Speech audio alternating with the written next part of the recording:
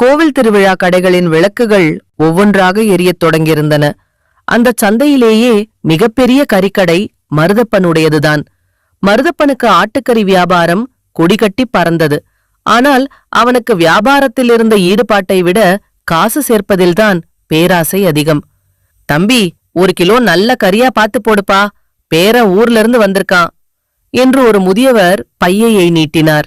மருதப்பன் சிரித்துக்கொண்டே, உங்களுக்கு இல்லாததா பெரியவரே, இதோ போடுற என்றபடி கரியை வெட்டினான். ஆனால் அவனது கண்கள் தராசின் கீழ் இருந்த அந்த சிறிய காந்தத்தின் மேல் இருந்தது. எடை போடும்போது யாருக்கும் தெரியாமல் தன் கட்டை விரலால் தராசை லேசாக அமுக்கினான். 1 கிலோவிற்கு பதிலாக 3/4 கிலோ கரிதான் பையில் ஏறியது. காசை வாங்கும்போது அவன் மனதுக்குள் ஒரு குரூரமான மகிழ்ச்சி. அடே மருதப்பா, இந்த ஊர்ல எல்லாரையும் ஏமாத்தலாம், ஆனா அந்த மாரியாத்தாவை ஏமாத்த முடியாதுடா